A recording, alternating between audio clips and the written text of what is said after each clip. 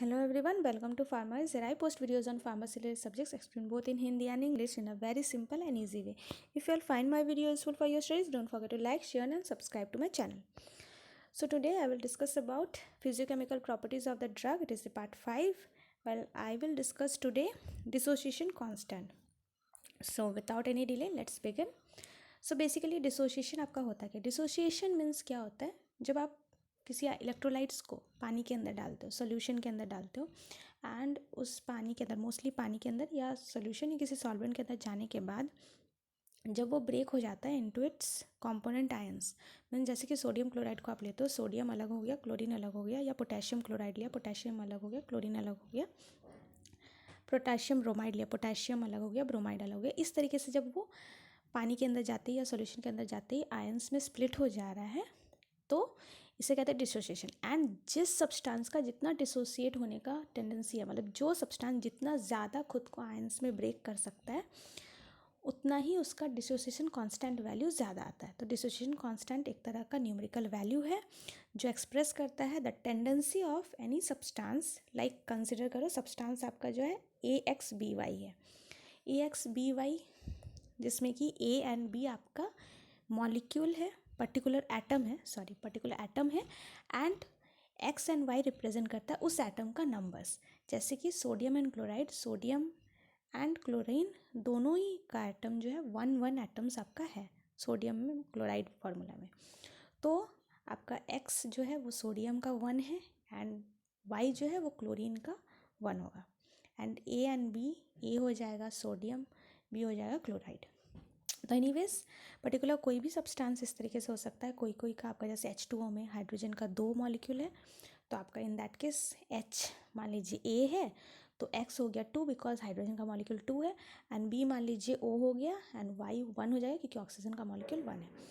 So anyways आपका tendency of any substance AXBY जिससे कि वो रिवर्सिबली डिसोसिएट हो सकता है। रिवर्सिबल क्यों? क्योंकि ये इरिवर्सिबल प्रोसेस नहीं है, वो रिटर्न बैक हो सकता है, अगेन वो कंबाइन हो सकता है डिसोसिएशन होने के बाद, ये आयंस अगेन जुड़ सकते हैं। सो एनीवेज रिवर्सिबली अगर वो डिसोसिएट होता है, सेपरेट होता है within any solution into smaller components like A and B, अगर वो डिवीजन होता है so that tendency is known as dissociation constant. Basically आपका किस तरीके से होगा, लाइक AXBY स्प्लिट हो जाएगा into X molecule of A plus Y molecules of B, Y number of molecules of B। Like अगर H2O हो तो 2 molecule of hydrogen plus 1 molecule of oxygen, okay, 2 into H का molecule हो जाएगा plus आपका 1 into oxygen का molecule हो जाएगा। या फिर सोडियम क्लोराइड के केस में क्या होगा आपका 1 into sodium plus 1 into chlorine because X and Y both are 1। So anyways dissociation constant का तब वैल्यू कैसे निकलेगा, that is concentration of both the ions, that is आपका जैसे यहाँ पर है AXBY तो वहाँ पर आपके दो आयंस क्या क्या है A एंड Y, तो A एंड B, तो A का concentration that is concentration of A to the power X, concentration of B to the power Y। Concentration of concentration of A मतलब फॉर एग्जांपल सोडियम क्लोराइड में concentration of sodium, कितना sodium ions break हुआ, and to the power X मतलब to the power 1 होगा क्योंकि sodium का तो आपका यहाँ पर 1 molecule, number of molecules 1 he combine हुआ है सोडियम क्लोराइड के अंदर, तो टू द पावर 1 होगा। उसी तरह B जो कि क्लोरीन है उसका भी to the power Y that is 1 होगा क्योंकि क्लोरीन सोडियम क्लोराइड में आपका B मान लीजिए क्लोरीन का आयन होगा, कितना क्लोरीन आपका निकला सोडियम क्लोराइड जब डिसोशिएट हुआ तो, एंड क्योंकि नंबर ऑफ क्लोरीन का मॉलिक्यूल आपके सोडियम क्लोराइड में 1 था तो it will be to the power 1। तो ये एक एग्जाम्पल हो गया। So divided by AXBY concentration, so it means क्या, total concentration of sodium chloride. तो यहाँ पर क्या है आपका AXBY में A के कितने मॉलिक्यूल्स आपके आयंस में डिसोसिएट हुए, B के कितने आयंस डिसोसिएशन हुए, डिवाइडेड बाय टोटल AXBY जो आपका पूरा एक सॉल्यूशन, एक सॉल्यूट था, एक इलेक्ट्रोलाइट सॉल्यूट था, like sodium chloride, hydrogen bromide, potassium chloride, कुछ भी हो सकता है। तो वही AXBY आपका एक्चुअली में टोटल कितना कंसंट्रेशन में था। सो जो कि यहाँ पर मेंशन किया हुआ है, A is the molar concentration of A, square bracket में B जो है मोलर कंसंट्रेशन ऑफ B है, एंड AXBY जो है molar concentration of whole AXBY। इसको इमेज से एक समझते हैं, like here you can see in this image sodium chloride है प्लस उसको आपने पानी में डाला, तो आप देख सकते हो जो ग्रीन मॉलिक्यूल्स है नेगेटिव मॉलिक्यूल्स है दैट इज़ क्लोरीन के मॉलिक्यूल है, एंड जो पर्पल मॉलिक्यूल्स है प्लस वो सोडियम के मॉलिक्यूल्स है। एंड आप देख सकते हो H2O का मॉलिक्यूल जिसमें कि आपका रेड कलर में ऑक्सीजन है जिसके साथ 2 H लगे हुए हैं H2O। सो आप देख सकते हो पानी में H2O के मॉलिक्यूल्स आपके स्प्रेडेड है जिसमें कि आपके क्लोरीन एंड सोडियम डिसोसिएट हो चुके हैं प्लस एंड माइनस में। अब डिसोसिएशन के बाद ही वो वाटर के साथ फिर थर्ड स्टेप में जाकर एसोसिएट हो रहा है, जहाँ पर आप देख रहे हो हाइड्रेशन जिसको आप कह सकते हो, मतलब ये वाटर मॉलिक्यूल्स के साथ वो बाइंड हो रहा है। जो क्लोरीन के डिसोसिएटेड आयंस थे वो आपका क्या हो रहा है, वाटर के साथ कैसे कंबाइन होगा, क्लोरीन का नेगेटिव वाटर के मॉलिक्यूल के जो हाइड्रोजन पार्ट है इलेक्ट्रोपॉजिटिव उसके साथ कंबाइन हो रहा है। वही जो आपका सोडियम था, सोडियम क्योंकि पॉजिटिव है तो उसके साथ आप देख सकते हो वाटर मॉलिक्यूल में जो नेगेटिव साइड है ऑक्सीजन का इलेक्ट्रोनेगेटिव वो है, तो वो जाकर पॉजिटिव सोडियम के साथ कंबाइन हो रहा है। तो इस तरीके से एसोसिएशन हो रहा है। डिसोसिएशन आप देख सकते हो कैसे पॉजिटिव एंड नेगेटिव में डिसोशिएट हुआ है। सो यही होता है basically dissociation and then association.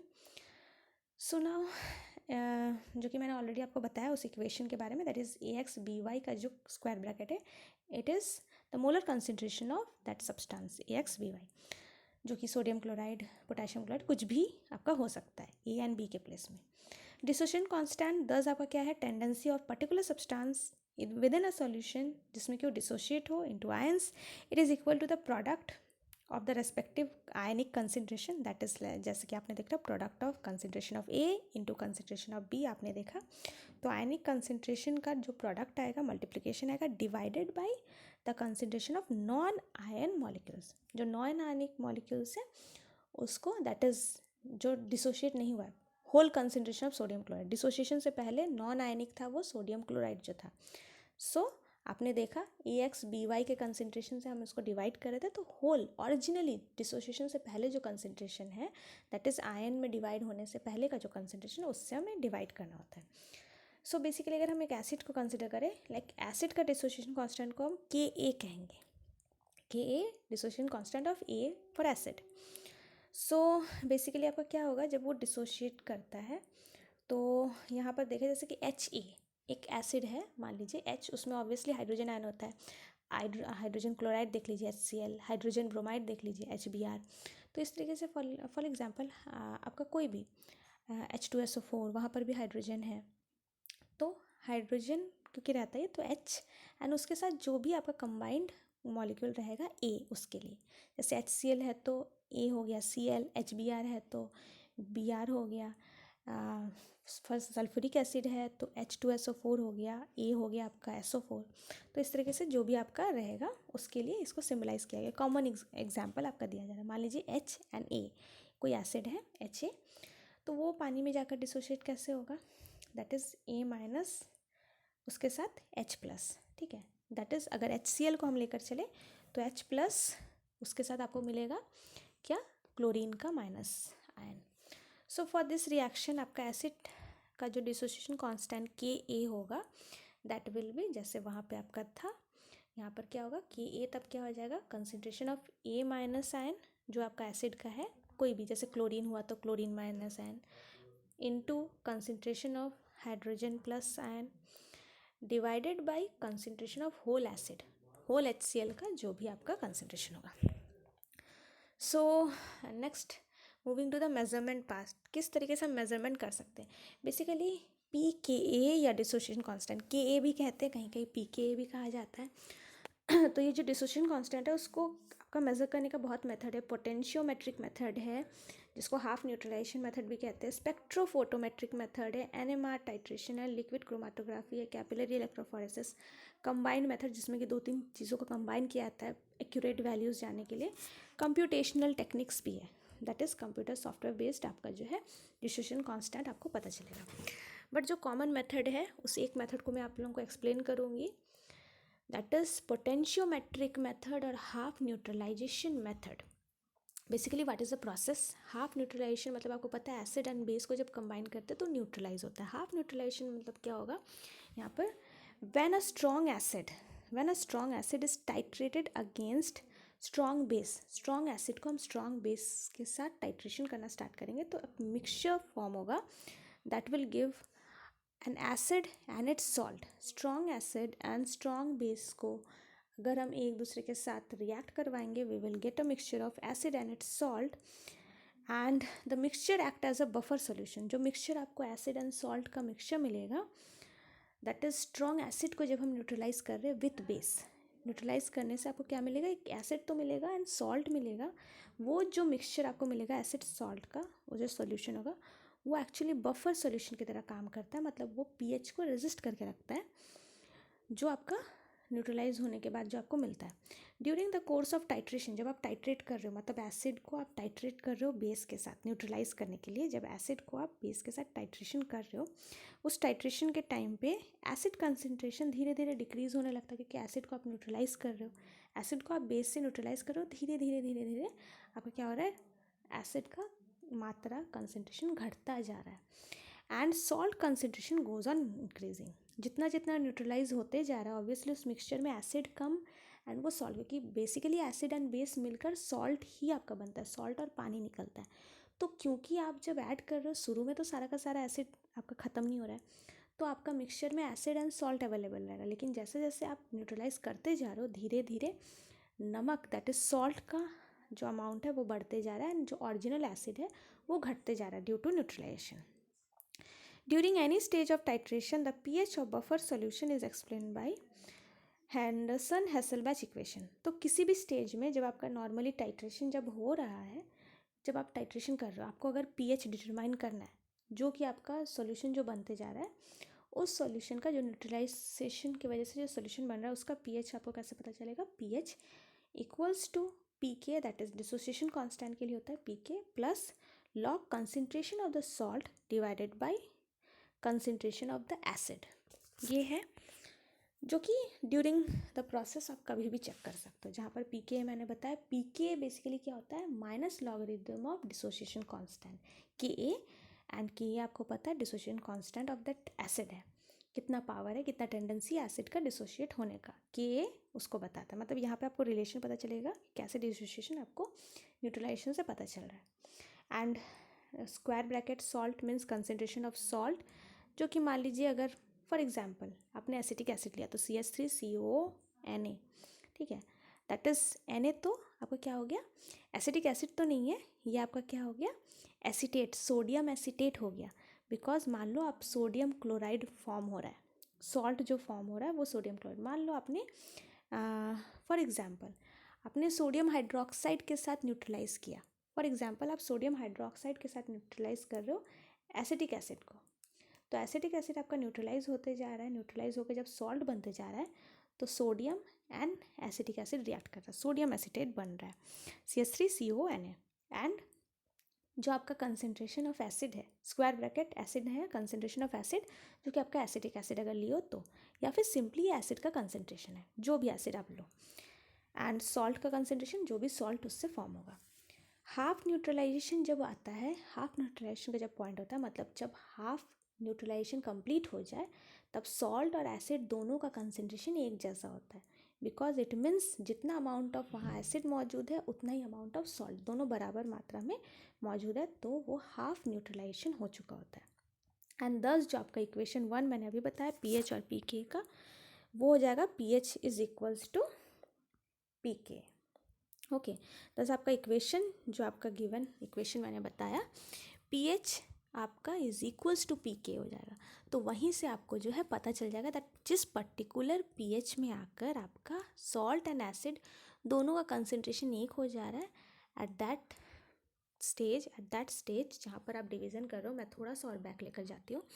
जो ये इक्वेशन है that is log concentration of salt by concentration of acid, दोनों एक जैसा हो जाता है, इक्वल हो जाता है, तो आपका तो डिवाइड हो गया, 1 आपको वैल्यू मिला, आपका log 1 हो गया, तो ये पूरे तरह से हट जाता है, log 1 रिमूव हो गया, ये पूरा का पूरा टर्म उसका वैल्यू 0 में कन्वर्ट हो जा रहा है, 10 पीएच और पीके दोनों इक्वल हो जा रहा है, pH is equals to pK. In that stage आप उस सॉल्यूशन का पीएच को मेज़र करो, जितना पीएच होगा उतना ही उसका पीके वैल्यू होगा, मतलब पीके वैल्यू मतलब माइनस लॉग के, तो माइनस लॉग के आपको मिल गया, तो अगर माइनस लॉगरिदम आपको के का मिल जाता है, वहाँ से आप के का वैल्यू जो है कैलकुलेट कर सकते हो, तो आपको डिसोसिएशन कांस्टेंट उस सॉल्यूशन का मिल जाएगा। ये एक टेक्निक है जिससे पीएच के रिलेशन में आप जो है पी के या के ए का वैल्यू पता कर सकते हो। Anyways, next moving two factors affecting dissociation constant. Basically 4 factors आपके जो है उस पर फोकस करेंगे। Electrolytes, nature of the electrolyte, जितना स्ट्रॉन्ग आपका इलेक्ट्रोलाइट होगा तो उतना ही ज़्यादा डिसोसिएशन आपको देखने को मिलेगा, बिकॉज ऑब्वियसली डिसोसिएशन आपका इलेक्ट्रोलाइट का स्ट्रेंथ को ही बताता है। तो जितना स्ट्रॉन्गर इलेक्ट्रोलाइट उतना ज़्यादा बेटर वो डिसोसिएशन कांस्टेंट वैल्यू देगा। वीक इलेक्ट्रोलाइट्स होगा तो उतना डिसोसिएशन नहीं होगा, उतना आयंस उसके डिसोसिएट नहीं होंगे। Nature of the solvent, solvent जिस सॉल्वेंट में जाकर डिसोसिएशन हो रहा है उसका भी फैक्टर है। आपका सॉल्वेंट कितना डिसोसिएशन को अप्रिशिएट करता है, हेल्प करता है, उस पर डिपेंड करता है। तो फॉर एग्जाम्पल, अगर आपका वाटर है, जैसे कि उसमें ज़्यादातर आपको बेटर वे में डिसोसिएशन देखने को मिलता है। मोर is the dielectric constant of the solvent, that is dielectric constant के बारे में मैंने ऑलरेडी पिछले पार्ट में बताया। Polar dielectric constant values represent करता है कि कौन कितना पोलर नेचर का है। तो सॉल्वेंट, जैसे कि वाटर एक गुड पोलर सॉल्वेंट है, तो वहाँ पे आपका डिसोसिएशन बेटर होता है। एंड क्यों? क्योंकि देखिए, पोलर होने का मतलब वाटर मॉलिक्यूल, जैसे कि आपने देखा वाटर मॉलिक्यूल में एक उसका पॉजिटिव हेड था, एक नेगेटिव टेल था, ठीक है। जैसे कि H+ एक कॉर्नर में है तो एक कॉर्नर में आपका जो है O नेगेटिव भी है, जिसके वजह से वो और अप्रिशिएट करता है सोडियम क्लोराइड को ब्रेक करने में। सोडियम क्लोराइड को खुद के साथ एसोसिएट करने के लिए सोडियम का प्लस को अलग कर देता है, क्लोरीन का माइनस को अलग कर देता है खुद के साथ जोड़ने के लिए। लेकिन अगर वो पोलर नहीं होगा, मतलब उसका पॉजिटिव एंड नेगेटिव का कोई ठिकाना नहीं है, ठीक है, नॉन पोलर है, ऑयली सॉल्वेंट से, तो वो जनरली उतना अप्रिशिएट नहीं करेगा कि इलेक्ट्रोलाइट जाके टूटे। उसमें सोडियम क्लोराइड ब्रेक हो ज़रूरी नहीं है। तो सॉल्वेंट का भी नेचर मैटर करता है। थर्ड आपके है कंसंट्रेशन। सो अगर कंसंट्रेशन की हम बात करें तो जनरली जितना कंसंट्रेशन कम होगा आपके इलेक्ट्रोलाइट का, जो भी मॉलिक्यूल का आपका डिसोसिएशन है होना है, जितना कम होगा उतना आसानी से वो डिसोशिएट कर जाएगा, उतना जल्दी आयोनाइजेशन वो कर जाएगा। बहुत ज़्यादा हाई अमाउंट में दे दोगे, सॉल्वेंट का कैपेसिटी पर भी होना चाहिए, क्योंकि सॉल्वेंट खुद के साथ एसोसिएट करने के लिए, जैसे अभी मैंने बताया पोलर, तो पोलर एक दूसरे के पास खींचेगा आपका, उसका भी तो कुछ कैपेसिटी है ना। तो अकॉर्डिंग टू कैपेसिटी वो फास्ट कोई भी चीज़ करता है। बहुत ज़्यादा दे दोगे तो आयनाइजेशन भी स्लो होगा या आयनाइजेशन कम्प्लीटली नहीं भी हो सकता है। सो कंसंट्रेशन एक मिनिमम अमाउंट में होना चाहिए, एक न्यूट्रल, एक क्रिटिकल अमाउंट तक होना चाहिए। बहुत ज़्यादा हाई कंसंट्रेशन रहा तो इफेक्ट कर सकता है, प्रॉपर आयनाइजेशन या डिसोसिएशन नहीं होगा। Next is temperature. Temperature appreciate करता है किसी चीज़ को। टेम्परेचर से और फास्ट जो आपका डिसोसिएशन प्रोसेस है वो और फास्ट हो जाएगा। टेम्परेचर मॉलिक्यूल्स के स्ट्रेंथ को, बॉन्ड स्ट्रेंथ को वीक बना देगा, जिससे वो और ईजिली आयंस में जो है ब्रेकआउट हो सकता है। सो एनीवेज, नेक्स्ट हम लोग एप्लीकेशन पर बात करेंगे, but before that today's IQ fact. So today IQ fact is about body fats. Do you all know that our body produces 25 millions of cells every second. Yes, 25 million every second में cells बनते हैं। It means you can think that 15 second में आपके body के अंदर इतने सारे sales का प्रोडक्शन हो जाएगा जितना कि आपके पूरे कंट्री का पॉपुलेशन भी नहीं है। आपके खुद के कंट्री का क्या, US का भी उतना पॉपुलेशन नहीं है जितना कि आपका बॉडी सेल्स बना लेगा with in just 15 seconds. So anyways, with this next हम बात करेंगे एप्लीकेशंस के बारे में। सो एप्लीकेशंस बेसिकली क्या क्या है। फर्स्ट ऑफ ऑल, ये जो एसिड बेस्ड डिसोसिएशन कांस्टेंट है, ये आपका ड्रग का फिजियोकेमिकल पैरामीटर्स को चेक करने के लिए काम आता है। ये आपका बताता है दैट उसका फिजियोकेमिकल प्रॉपर्टीज़ कैसा है, उसका कैरेक्टरिस्टिक क्या है, ठीक है। तो अकॉर्डिंग टू दैट आप सॉल्वेंट चूज़ कर सकते हो उसके लिए, अकॉर्डिंग टू दैट आप उसको प्रिपेयर कर सकते हो, ड्रग को फॉर्मुलेट कर सकते हो, and so on. Then knowledge of pK value is important for the quantitative evaluation of system involving acid base equilibrium in solution. Basically अगर आपको pK वैल्यू पता है तो बहुत जगह क्या होता है, जहाँ पर आपका एसिड बेस वाले सॉल्यूशंस रहते हैं, मतलब एसिड बेस इक्विलिब्रियम वाले सॉल्यूशंस रहते हैं, जहाँ पर एसिड बेस का एक वैल्यू है इस सॉल्यूशन के अंदर, वहाँ पे जो है उसके क्वालिटी, उस तरह के सॉल्यूशंस को इवैल्यूएट करने के लिए आपको डिसोसिएशन वैल्यू पता होना बहुत ज़रूरी है।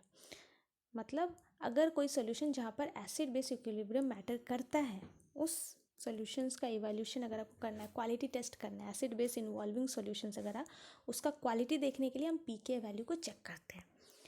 सो एक हो गया ड्रग का क्वालिटी पता करने के लिए फिजियोकेमिकल प्रॉपर्टी, दूसरा हो गया एसिड बेस्ड सॉल्यूशंस का इवैल्यूएशन के लिए।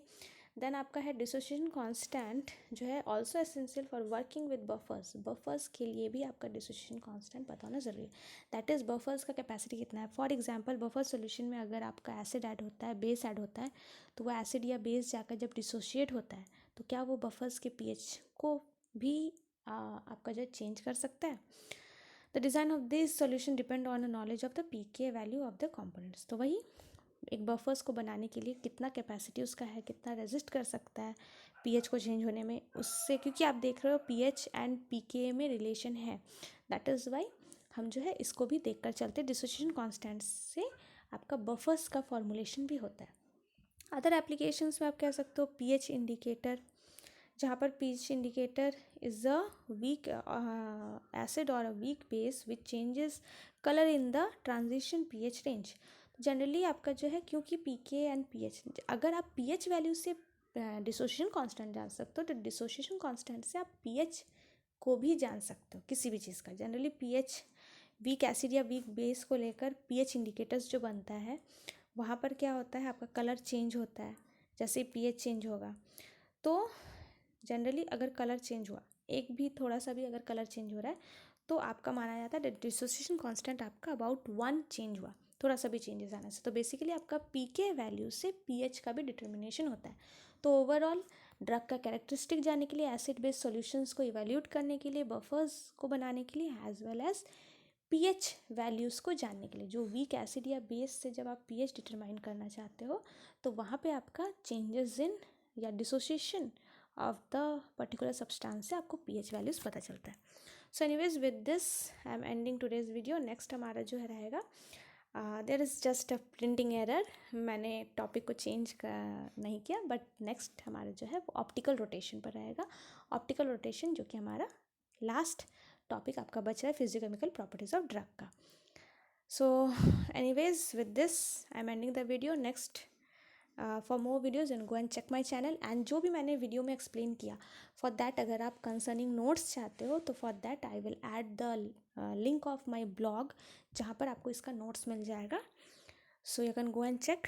Hope that you have found my video useful. If yes, then don't forget to press the bell icon to get the notifications. Thanks for watching and bye bye.